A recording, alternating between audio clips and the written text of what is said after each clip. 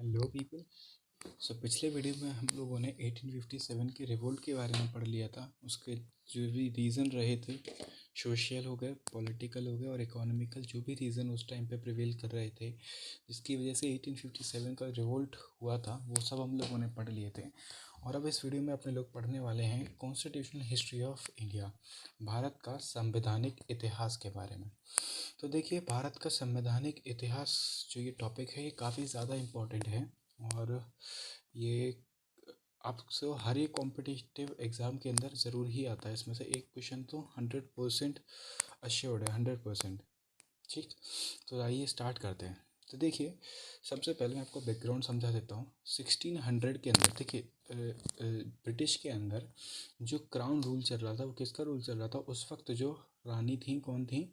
Elizabeth Tyler, Queen Elizabeth Tyler प्रथम, Queen Elizabeth Tyler first थी, वो रानी थी ब्रिटिश उसकी, इंग्लैंड की। तो क्या होता है कि एक ग्रुप होता है मर्चेंट्स का, जिसका नाम होता है मर्चेंट्स एडवेंचर्स। एक ग्रुप होता है मर्चेंट्स का जिसका नाम होता है मर्चेंट एडवेंचर्स। और मर्चेंट्स एडवेंचर्स के ग्रुप में से ही एक यह ग्रुप जाता है किसके पास? क्वीन एलिजाबेथ के पास। किसके लिए?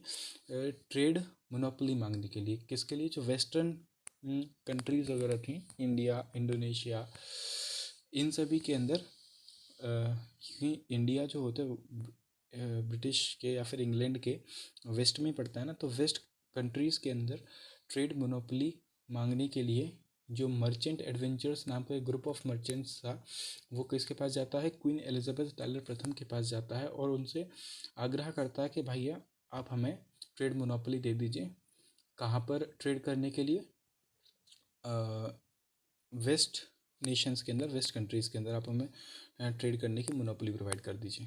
तो क्या होता है, क्वीन एलिजाबेथ टाइलर प्रथम ये जो होती हैं, वो ट्रेड मोनोपोली प्रोवाइड कर देती हैं। और 1600 के अंदर एक चार्टर या फिर एक राजलेख के तहत 15 साल की ट्रेड मोनोपोली प्रोवाइड करी जाती है और इसी के साथ ब्रिटिश ईस्ट इंडिया कंपनी का गठन हो जाता है। ठीक, देखिए, उस 15 साल की मोनोपोली मिल चुकी है आपसे। अब मोनोपोली को मैं आपको समझा देता हूँ क्या होता है। मोनोपोली का अर्थ होता है एकाधिकार।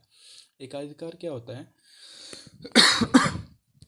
एकाधिकार आप ऐसे समझ सकते हैं जैसे कि मान लीजिए एक देश में से, यानी पूरी ब्रिटिश एम्पायर में से, या फिर जो इंग्लैंड था, इंग्लैंड में से सिर्फ ब्रिटिश कंपनी ही ऐसी होगी जो ब्रिटिश ईस्ट इंडिया कंपनी उसके अंदर वेस्ट नेशंस के अंदर जाके ट्रेड करेगी। मतलब एकाधिकार मतलब सिर्फ हमारा अधिकार होगा। ठीक है, जिस जगह से उन्हें यह मोनोपोली प्रोवाइड करी गई है, उस एरिया के को ये बताता है कि सिर्फ हमारा अधिकार है रिस्पेक्टिव एरिया के ऊपर। ठीक, तो वो मोनोपोली हो जाती है।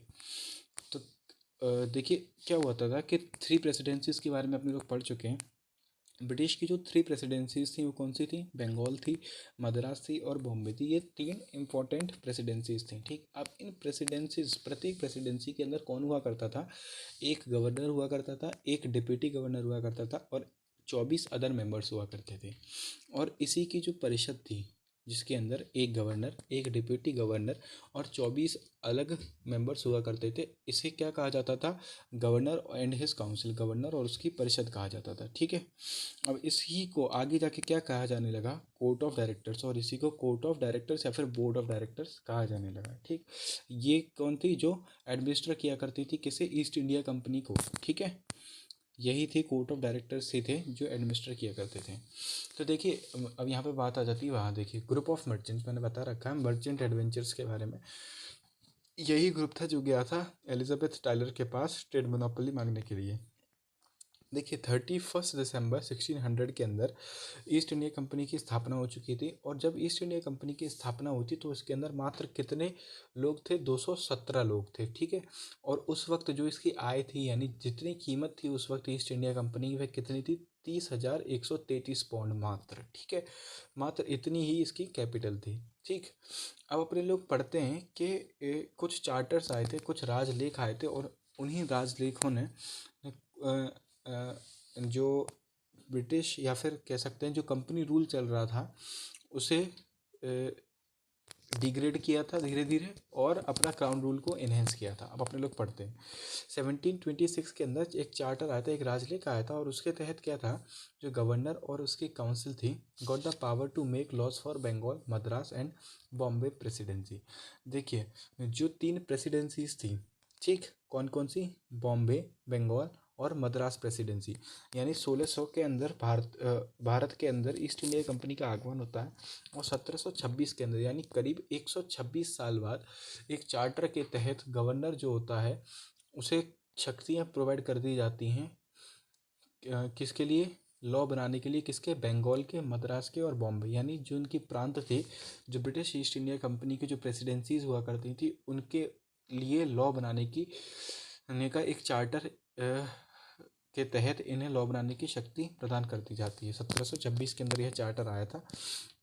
अब देखिए 1600 से एक 1726 तक यानी करीब 126 साल के बीच में इन्होंने क्या करा था, ब्रिटिश ईस्ट इंडिया कंपनी ने अपनी जड़ें मजबूत करी थी भारत के अंदर। इन्होंने हराया था काफ़ी सारे प्रांतों को और इन्हें अपने एम्पायर के अंदर मिलाया था। इन्होंने, आप एक तरीके से कह सकते हैं कि काफ़ी ज़्यादा इन्फ्लुएंस बढ़ा दिया था भारत के अंदर। इन्होंने फोर्टिफिकेशन किया था, अपनी प्रांतों को डेवलप किया था, अपनी आर्मी को सेटअप किया था, और कायदे से आए तो ये लोग ट्रेड करने के पर्पज़ से थे, क्योंकि भाई इन्होंने ट्रेड की मोनोपोली ली थी, तो भाई इनका जो मेन मोटिव स्टार्टिंग से जो रहा था वो क्या रहा था, ट्रेड रहा था। लेकिन जब इन्होंने देखा कि भाई इतना डाइवर्स पड़ा हुआ, इतना डाइवर्स है और इसके अंदर यूनिटी नहीं थी अपने भारत के अंदर, तो जिस वजह से इन लोगों ने धीरे धीरे ट्रेडर से होके ये ट्रेडर के फॉर्म में आ गए। ट्रेडर अर्थात इन्होंने एक तरीके से हम लोगों को राज करने स्टार्ट कर दिया था, ठीक है। अब क्या होता है 1772 के अंदर अबोलिशन ऑफ डायरकी का अबोलिशन होता है। देखिए अपने लोग जानते हैं 1765 के अंदर अबोलिशन, वो जो डायरकी थी, द्वैध शासन था, वो लगाया गया था किसके द्वारा, लॉर्ड क्लाइव के द्वारा लगाया गया था, ठीक। तो 1765 से लेकर 1772 तक चला था अपना डायरकी बंगाल के अंदर, और 1772 के अंदर डायरकी को हटा दिया गया था, किसके आने से, लॉर्ड वेरन हेस्टिंग को बना के भेजा था गवर्नर बंगाल का, उसी के साथ डायरकी को हटा दिया गया था बंगाल के अंदर, ठीक। अब देखिए जो अपने लोग constitutional history of India, Bharat का संवैधानिक इतिहास के बारे में जब अपने लोग पढ़ते हैं तो इसे बेसिकली 2 फेसेस के अंदर पढ़ते हैं।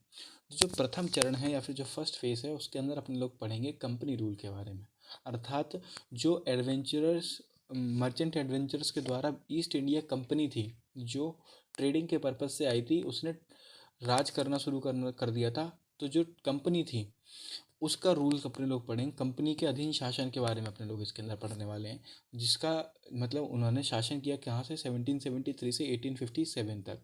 और 1857 का जब रिवोल्ट हो जाता है, 1857 का जब रिवोल्ट होता है तो जो ब्रिटिश क्राउन होता है या फिर जो ब्रिटिश सरकार होती है वह पूरा भाना फोड़ देती है किसके ऊपर, कंपनी के ऊपर, और कहा जाता है कि आप लोगों के करतूतों के चक्कर में यह 1857 का रिवोल्ट हुआ है, इसलिए आप लोगों को यहाँ से बर्खास्त किया जाता है। आपके जितने भी एडमिनिस्ट्रेटिव और लेजिस्लेटिव पावर्स हैं वो हम लोग हटाते हैं, उन्हें अबॉलिश करते हैं, और अब से भारत के आपने जितनी भी प्रांतों के ऊपर आपने भारत के में जितना भी एम्पायर की स्थापना करी है उसके ऊपर किसका शासन होगा, क्राउन रूल का। मतलब अब हो गया है डायरेक्ट क्राउन रूल का, अब डायरेक्ट क्राउन का रूल हो रहा है। अब तक क्या हो रहा था, बीच में एज ए मीडिएटर कौन एक्ट कर रहे थे, कंपनी रूल यानी कोर्ट ऑफ डायरेक्टर के तौर पे बैठे हुए थे। हालांकि कोर्ट ऑफ डायरेक्टर भी इंडिया में नहीं रहते थे, वो भी ब्रिटिश वो वहीं पे रहते थे, इंग्लैंड के अंदर ही रहा करते थे, लेकिन कंपनी बीच में थी, मीडिएटर थी, कंपनी अपनी इच्छाओं से करती थी, उसके ऊपर ज़्यादा क्राउन यानी जो ब्रिटिश सरकार थी उसके ऊपर ज़्यादा नज़र नहीं रखा करती थी, ठीक है। अब जो सेकंड फेज़ के अंदर क्राउन रूल पढ़ेंगे, जिसके अंदर जो ये ब्रिटिश सरकार होती है वह कंपनी को बीच में से एलिमिनेट कर देती है और खुद आती है सीन के अंदर, और अपना शासन करती है भारत के ऊपर, ठीक है। तो अपनी फर्स्ट फेज़ के तहत हम लोग पढ़ते हैं सबसे पहले 1773 का एक रेगुलेटिंग एक्ट आता है। देखिए एक रेगुलेटिंग अधिनियम जारी किया जाता है 1773 के अंदर, और जो उस वक्त जो ब्रिटिश प्रधानमंत्री होता है वो कौन होता है, लॉर्ड नॉर्थ। और लॉर्ड नॉर्थ एक कमेटी का गठन करते हैं, एक एक एक कमेटी की स्थापना करते हैं, जिस कमेटी का क्या नाम होता है, सीक्रेट कमेटी। और पूछा जा सकता है आपसे कि ऐसी कौन सी कमेटी थी जिसने इंस्टिगेट किया था, जिसने उकसाया था लॉर्ड नॉर्थ को, किसके लिए, रेगुलेटिंग एक्ट के को रिलीज़ करने के लिए 1773, जिसके तहत क्या होता है कि जो एडमिनिस्ट्रेटिव पावर्स होती हैं ईस्ट इंडिया कंपनी की, उसके ऊपर कंट्रोल करने के लिए, मतलब जो ईस्ट इंडिया कंपनी अब तक अपनी इच्छा के अनुसार जो एडमिनिस्ट्रेशन कर चला रही थी, उसके ऊपर थोड़ा सा कंट्रोल करने के लिए किसने उकसाया था? सीक्रेट कमेटी के आदेश पर लॉर्ड नॉर्थ ने कंट्रोल के लिए ये 1773 का रेगुलेटिंग एक्ट जारी किया था। और इसके तहत जो एम था वो क्या था? To have control over the administration of the East India company. जो ईस्ट इंडिया कंपनी थी उसके एडमिनिस्ट्रेशन के ऊपर थोड़ी लगाम लगाना, ठीक है। यानी वो उसके अंदर अब इंटरफेयर करना स्टार्ट करेंगे कि भाई तुम क्या कर रहे हो, कैसे कर रहे हो, तुम्हें ये नहीं, ऐसे नहीं, वैसे करना चाहिए, ऐसे नहीं, वैसे करना चाहिए। तो आप कह सकते हैं कि ईस्ट इंडिया कंपनी के जो एडमिनिस्ट्रेशन था उसके ऊपर वो लोग कंट्रोल करना, थोड़ा बहुत कंट्रोल उन्होंने स्टार्ट कर दिया 1773 के रेगुलेटिंग एक्ट के तहत, ठीक है। और किसकी एडवाइस पर यह रेगुलेटिंग एक्ट रिलीज़ किया गया था लॉर्ड नॉर्थ के द्वारा? ये करा गया था सीक्रेट कमेटी के द्वारा, जिसका गठन लॉर्ड नॉर्थ ने ही किया था, ठीक है। अब east India company got the monopoly of 20 years. देखिए, मोनोपोली स्पेसिफिक टाइम की मिली जाती है, तो फिर जो इनकी मोनोपोली थी वो 20 साल की और बढ़ा दी गई थी। And the governors of Madras and Bombay came under the governor of Bengal. देखिए, जो गवर्नर थे मद्रास के, बॉम्बे के, जो तीन प्रेसिडेंसीज थी, ब्रिटिशर्स की, वो कौन सी थी? बंगाल, मद्रास और बॉम्बे। तो जो बंगाल का गवर्नर था उसकी शक्तियां बढ़ा दी गई थी, और जो गवर्नर थे मद्रास के और बॉम्बे के, उन्हें अधीनता स्वीकार करनी पड़ी थी किसकी? गवर्नर ऑफ बंगाल की। मतलब जो गवर्नर ऑफ बंगाल थे, हालांकि पोस्ट तीनों की एक ही थी, governor of Madras, governor of Bombay और गवर्नर ऑफ बंगाल, लेकिन गवर्नर ऑफ बंगाल की शक्तियां बढ़ा दी गई थी, और गवर्नर ऑफ बंगाल के अधीन ही हुआ करते थे कौन? Governor of Madras and governor of Bombay came under the governor of Bengal, ठीक है। The governor of Bengal now became the governor general of India. जो गवर्नर ऑफ बंगाल, जो बंगाल का गवर्नर हुआ करता था, उसे क्या बना दिया गया था? Governor general of Bengal. जो उसे पहले गवर्नर बोला करते थे, अब उसे बुलाने लगे थे governor general of Bengal.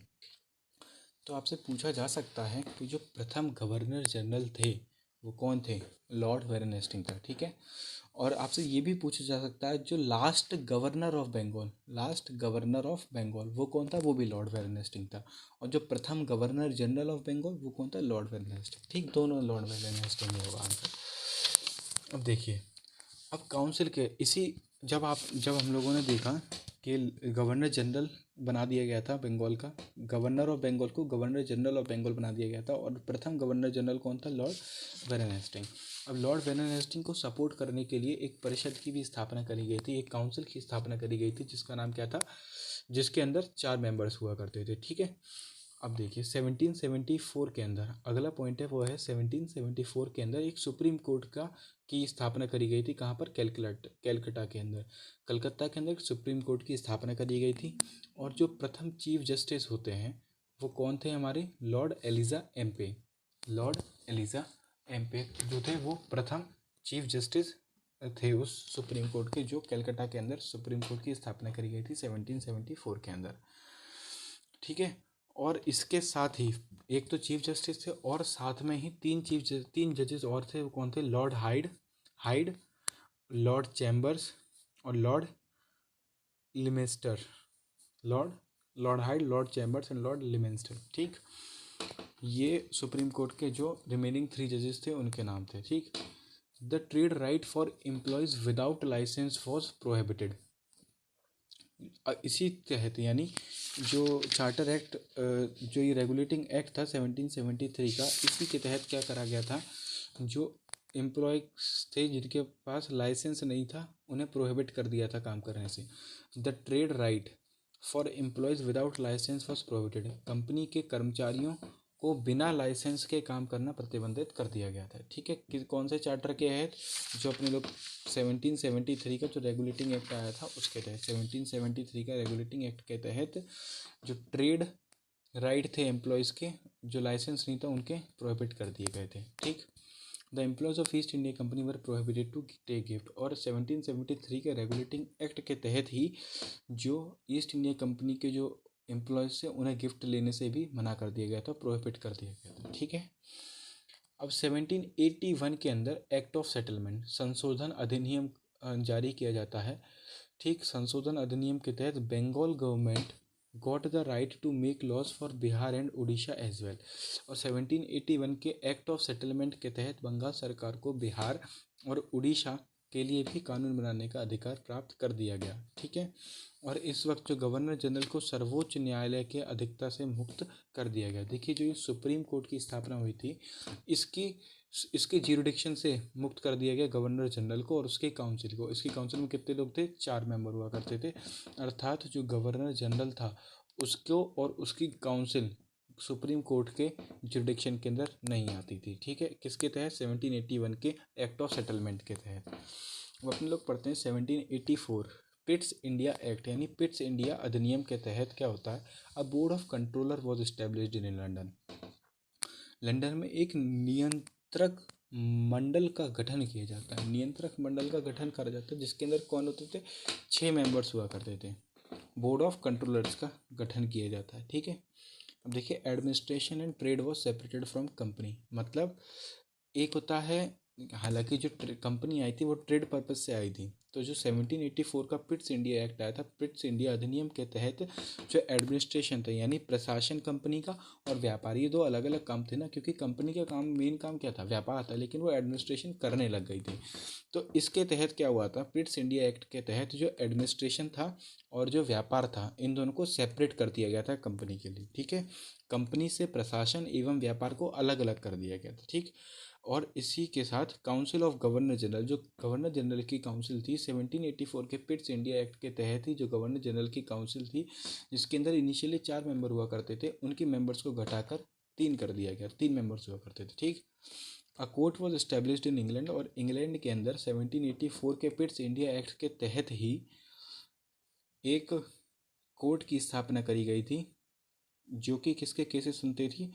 On employees of East India company. East India company के जो एम्प्लॉयज़ थे उनके ऊपर जो भी केसेस हुआ करते थे, उनका निरीक्षण कौन किया करती थी?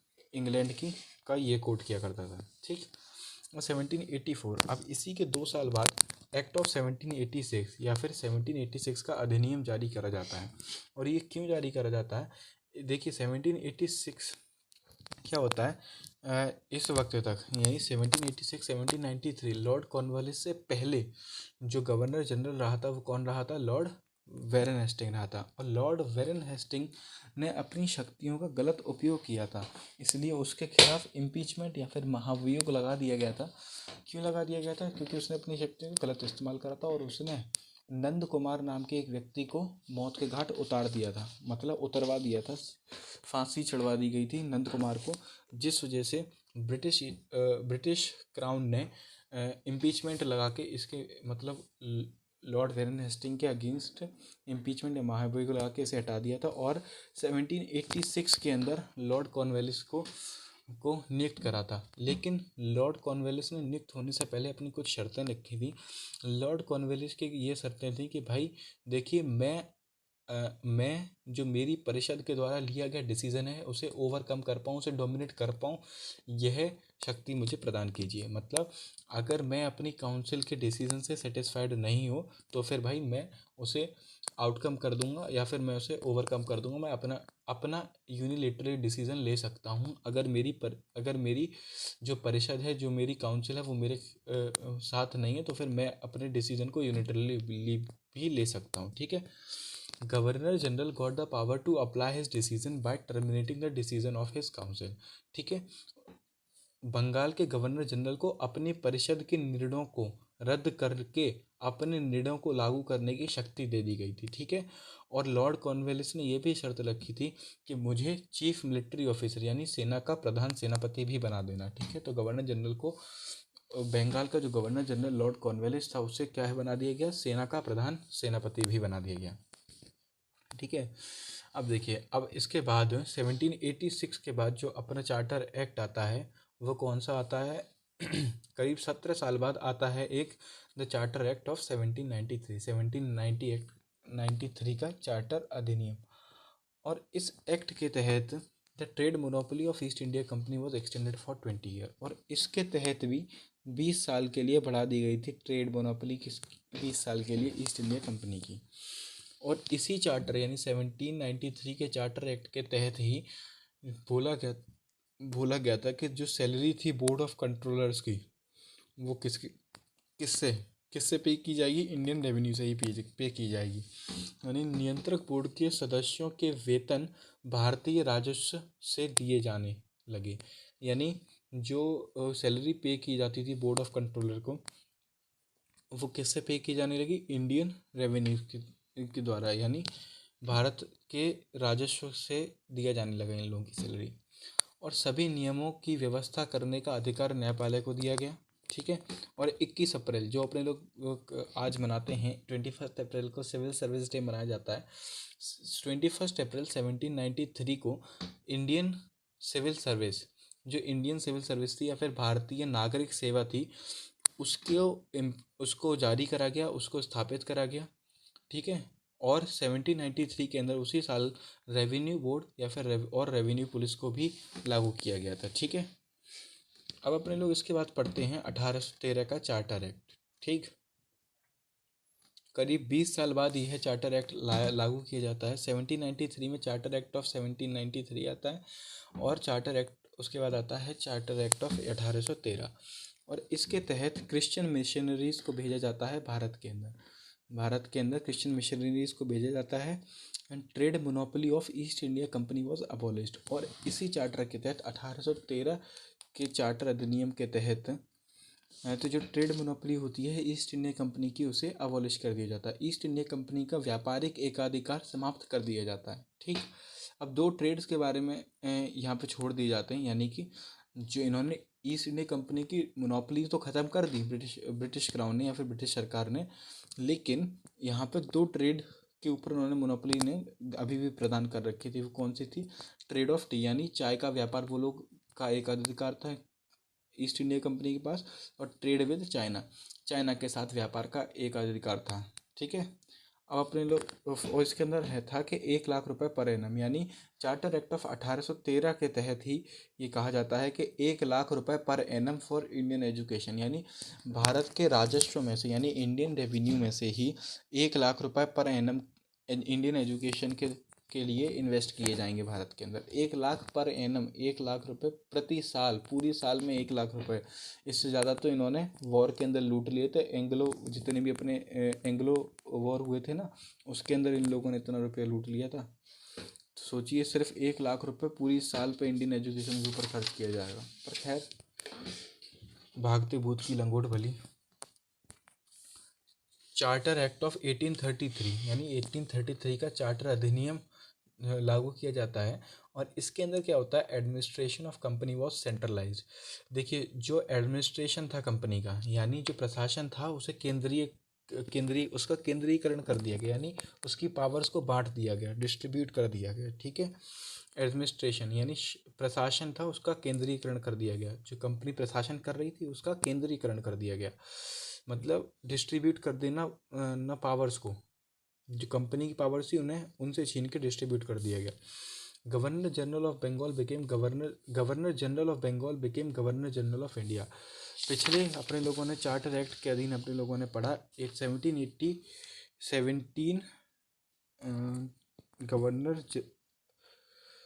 गवर्नर जनरल ऑफ बंगाल, हाँ, governor general of Bengal became governor general of India. जो गवर्नर जनरल ऑफ बंगाल कहा जाता था, अब उसे क्या कहा जाने लगा, गवर्नर जनरल ऑफ इंडिया। ठीक है। देखिए, अपने लोगों ने पढ़ा था कि गवर्नर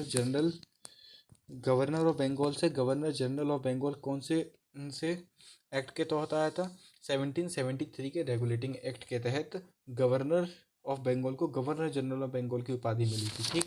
अब गवर्नर जनरल ऑफ बंगाल से गवर्नर जनरल ऑफ इंडिया का जो उपाधि मिली थी वो 1833 यानी चार्टर एक्ट ऑफ 1833 के तहत मिली थी। ठीक है। और इसके साथ अपने लोग कह सकते हैं कि जो लॉर्ड विलियम बेंटिक था वो प्रथम गवर्नर जनरल था इंडिया का, भारत का प्रथम गवर्नर जनरल था। ठीक है।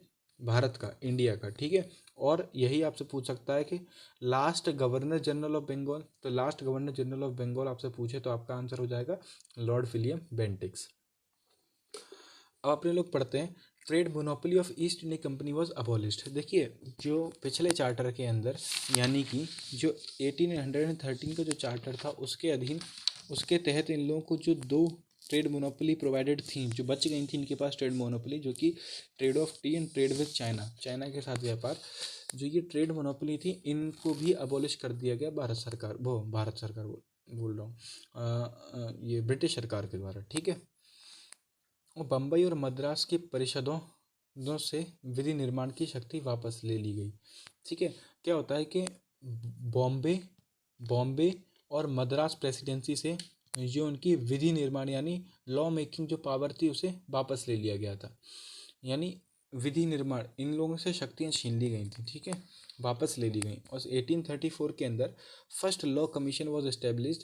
1834 के अंदर प्रथम लॉ कमीशन की स्थापना करी गई थी, जिसके अंदर 4 मेंबर हुआ करते थे। जो ये लॉ कमीशन थी इसका चेयरमैन कौन था? Lord Macaulay. लॉर्ड मैक्यूले जो था चेयरमैन था प्रथम लॉ कमीशन का, जो कि 1834 के अंदर स्थापित की गई थी। अब इसके अंदर क्या होता है कि इसी चार्टर के तहत ये कहा जाता है कि जो पोस्ट हैं भारत के अंदर, जो भी पोस्ट हैं उसके अंदर discrimination on the basis of religion, caste, race, sex और बर्थ प्लेस के बाद ऊपर प्रोहिबिशन लगा दिया गया। मतलब कि किसी भी व्यक्ति के ऊपर on the basis of religion, वह कौन से धर्म का है, इसके तहत कास्ट का है, कौन सी जाति का है, कौन सी रेस का है और कौन सा उसका सेक्स है, कहाँ पे वो पैदा हुआ है, इसके तहत उसके ऊपर कोई भी डिस्क्रिमिनेशन नहीं होगा, कोई भी भेदभाव नहीं होगा किसी पोस्ट को लेकर। मतलब ऐसा होता था ना कि भाई ऊंची पोस्ट वगैरह नहीं दी जाती थी भारतीयों को। लॉर्ड कॉर्नवालिस ने हालांकि बहुत करा था, लेकिन ये इम्प्लीमेंट चार्टर एक्ट ऑफ 1833 के तहत यह कहा गया था। अब देखिए कहा जाना और असल ग्राउंड लेवल पे इम्प्लीमेंट होने में बहुत फ़र्क होता है। हालांकि ऐसा बहुत कम हुआ था कि इंडियंस को उन्हें जगह मिली थी, लेकिन थोड़ा बहुत, हाँ, इसकी वजह से थोड़ा रिलीफ मिला था। Charter act of 1853। अब 1853 करीब 33 के बाद 20 साल बाद चार्टर एक्ट आता है 1853 का। और इसके अंदर क्या होता है, 1853 के अंदर रिटन एग्जामिनेशन कंडक्ट कराया जाता है ICS यानी इंडियन सिविल सर्विसेज का। कहाँ पे? लंदन के अंदर।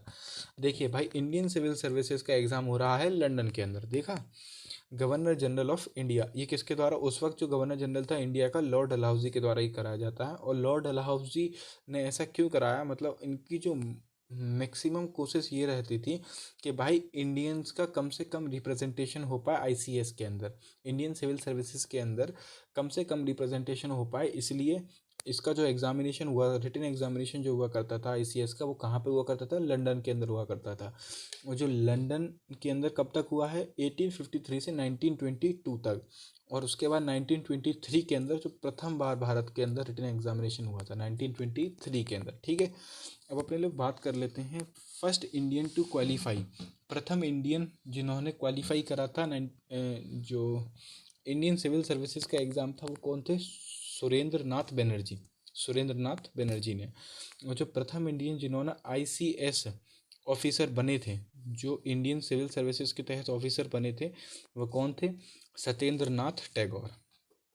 ठीक है। अब अपने लोग पढ़ते हैं the legislative work for company was separated. देखिए जो लेजिस्लेटिव विधान का जो काम होता था, यानी जो लॉ मेकिंग थी या फिर लॉ इम्प्लीमेंटेशन था, लॉ को मैनिपुलेट करना या फिर ठीक करना, ये जो लेजिस्लेटिव वर्क था कंपनी का, कोई लॉ बना देती थी वो। ठीक है, इसको सेपरेट कर दिया गया। And all Indian legislative council, अखिल भारतीय विधान परिषद की स्थापना करी गई, जिसके अंदर 12 मेंबर्स हुआ करते थे। ठीक है, यानी आप देख सकते हैं कि जो ब्रिटिश सरकार थी वो ईस्ट इंडिया कंपनी से धीरे धीरे उससे सारी चीज़ें अपने हक में लेने लगी थी। वह उसका एडमिनिस्ट्रेटिव, लेजिस्लेटिव और ट्रेडिंग राइट्स भी आगे जाके सब कुछ ख़त्म कर देती है। और सीधी तरीके से अपने लोग कह सकते हैं कि ब्रिटिश सरकार का डायरेक्ट रूल रहा फिर भारत के ऊपर। अब 1853 के चार्टर के तहत ही एडमिनिस्ट्रेटिव वर्क ऑफ बंगाल, जो बंगाल का प्रशासनिक कार्यों के ऊपर निरीक्षण करने के लिए किसे? लेफ्टिनेंट गवर्नर को नियुक्त कर दिया गया। ठीक है, मतलब इतनी नज़र रखी जा रही है उनके ऊपर कि भाई वो कुछ गलत ना कर दें। सीधी बात, उन्हें मोलेस्ट करा जाने लगा ताकि उन्हें बीच में से हटाया जा सके ईस्ट इंडिया कंपनी को, और ब्रिटिश क्राउन का डायरेक्ट रूल स्थापित करा जा सके भारत के अंदर। गवर्नमेंट ऑफ इंडिया एक्ट 1858 का भारत शासन अधिनियम 1857 में अपने लोग पहले पढ़ चुके हैं, पीछे हम लोगों ने पढ़ा है कि जो ब्रिटिश पीएम थे वो कौन थे, पेमिस्टर्न। और पेमिस्टर्न के बाद पेमिस्टर्न की सत्ता गिर जाती है और 1858 के अंदर नए प्रधानमंत्री नियुक्त होते हैं ब्रिटेन के, कौन, लॉर्ड डर्बी। ठीक है। और लॉर्ड डर्बी के टाइम पर ही महारानी विक्टोरिया एक प्रोक्लेमेशन या फिर महारानी विक्टोरिया एक घोषणा पत्र रिलीज करती हैं ऑफिशियली 1 नवंबर 1858 में। इंडिया के अंदर क्वीन विक्टोरिया का एक प्रोक्लेमेशन रिलीज होता है, महारानी विक्टोरिया का एक घोषणा पत्र ऑफिशियली भारत के अंदर रिलीज किया जाता है। कहाँ पर, मिंटो पार्क इलाहाबाद के अंदर 1 नवंबर 1858 पे। ठीक है।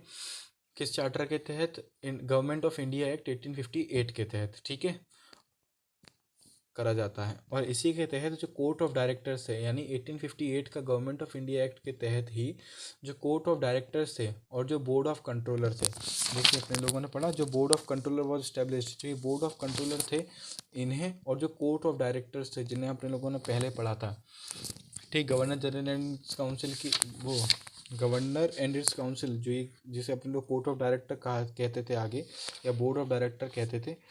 तो इसे और इन दोनों को, बोर्ड ऑफ कंट्रोल, इन दोनों की शक्तियां छीन ली गई इन दोनों, और इन्हें टर्मिनेट कर दिया गया। और जो इसके जो अधिकार थे, राइट्स थे, वो किसे दे दिए गए, एक नई पोस्ट बनाई गई, एक नया पद की स्थापना करी गई जिसका नाम था secretary of state of India, Bharat का राज्य सचिव की स्थापना करी गई। और इसी के बाद इंडियन काउंसिल या फिर भारतीय परिषद, इंडियन काउंसिल या फिर भारतीय परिषद के अंदर 15 मेंबर नियुक्त करेगा। और यह किसके सबॉर्डिनेट थे, secretary of state of India, यानी इसे सपोर्ट करने के लिए secretary of state of India, Bharat के राज्य सचिव को सपोर्ट करने के लिए भारतीय परिषद की स्थापना करी गई जिसके अंदर 15 मेंबर्स हुआ करते थे। ठीक है। अब देखिए, एक होम गवर्नमेंट का टर्म आई है। ये होम गवर्नमेंट क्या थी, ये secretary of state of India और इंडियन काउंसिल, इन दोनों को मिला के कहा जाता था होम गवर्नमेंट या फिर गृह सरकार। जिसके मेंबर्स थे उसकी सैलरीज को इंडियन रेवेन्यू यानी भारतीय राजस्व से ही पे करने का निर्णय किसके द्वारा लिया गया था, government of India act of 1858 के तहत लिया गया था। ठीक है। गवर्नर जनरल ऑफ इंडिया, जो गवर्नर जनरल था इंडिया का, बिकेम वाइसरॉय ऑफ इंडिया, यानी जिसे अपने लोग गवर्नर जनरल ऑफ इंडिया कहते थे, अब उसे government of India act of 1858 के तहत वाइसरॉय ऑफ इंडिया की उपाधि मिल गई, उसे वाइसरॉय ऑफ इंडिया कहा जाने लगा। अब हमसे पूछा जा सकता है जो प्रथम वाइसरॉय था वो कौन था, लॉर्ड कैनिंग था। प्रथम वाइसरॉय ऑफ इंडिया कौन था, लॉर्ड कैनिंग था। आपसे ये भी पूछा सकता है last governor general of India, ठीक, वो कौन था, वो भी लॉर्ड कैनिंग था। ठीक है। और इसी के तहत यानी government of India act of 1858 के तहत ही क्वीन विक्टोरिया ने खुद को एम्प्रेस ऑफ इंडिया यानी भारत की महारानी घोषित कर दिया। ठीक है। एम्प्रेस ऑफ इंडिया कहा जाने लगा। ठीक है। अपने लोगों ने देखिए, क्वीन विक्टोरिया ने सीधा अपने डायरेक्ट स्थापित कर दिया, क्या कहते हैं, शासन, ब्रिटिश क्राउन का डायरेक्ट रूलिंग आ गई इंडिया के अंदर। यानी देखिए धीरे धीरे इन्होंने उसे हटा दिया, ईस्ट इंडिया कंपनी को एज ए मीडिएटर थी जो, उसे रास्ते से हटा दिया और ब्रिटिश क्राउन का रूल स्टार्ट हो जाता है। इसी के बाद क्या होता है, 1858 से पहले, अब मैं इससे पहले का सीन बताता हूँ, ये वाला क्यों रिलीज़ किया गया था गवर्नमेंट ऑफ इंडिया एक्ट 1858 का।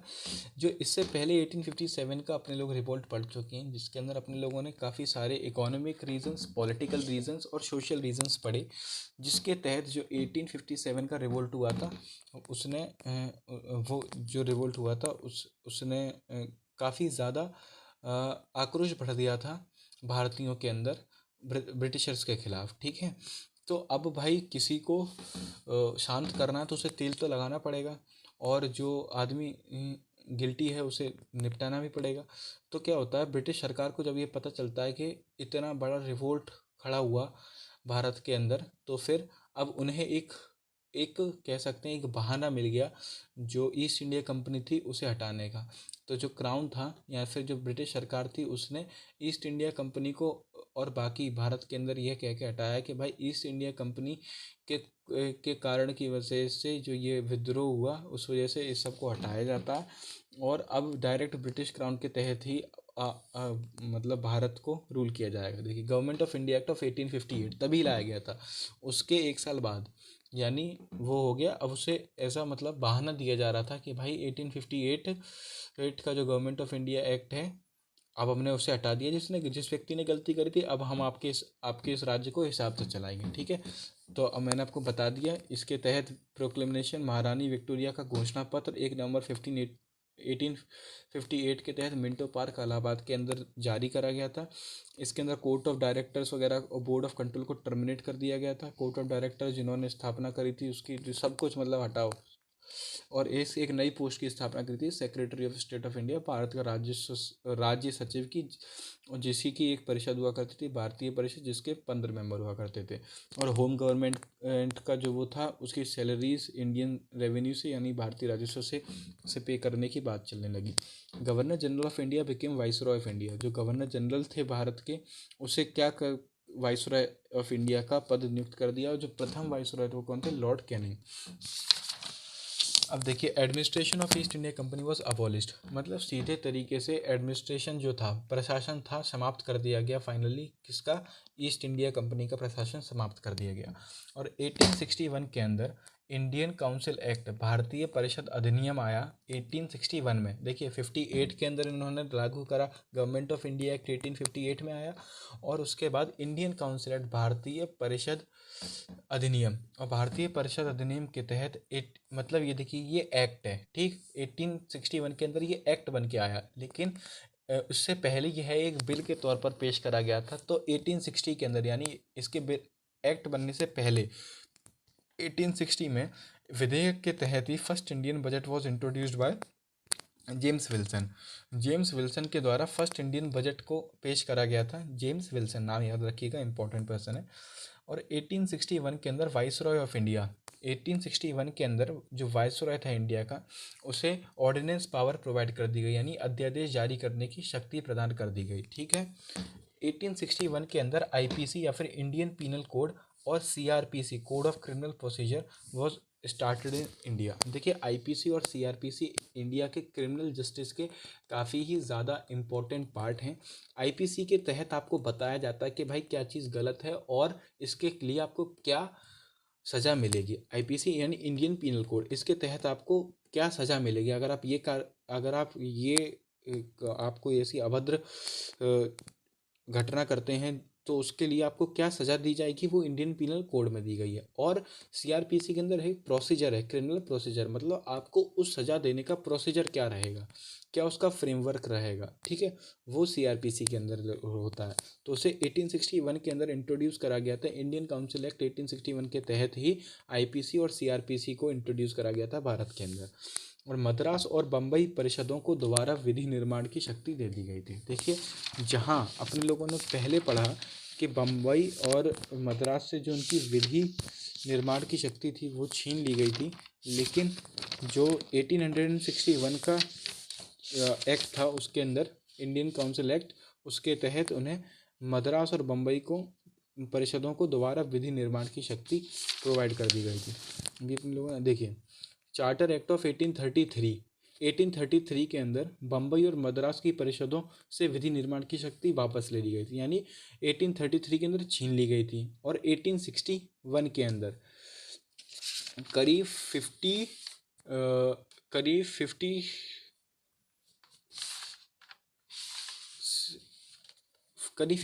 ईयर्स बाद, वो 58 बोल रहा हूँ, 28 ईयर्स बाद, करीब 28 ईयर्स बाद मद्रास और बम्बई परिषदों को दोबारा विधि निर्माण की शक्ति प्रोवाइड कर दी गई थी।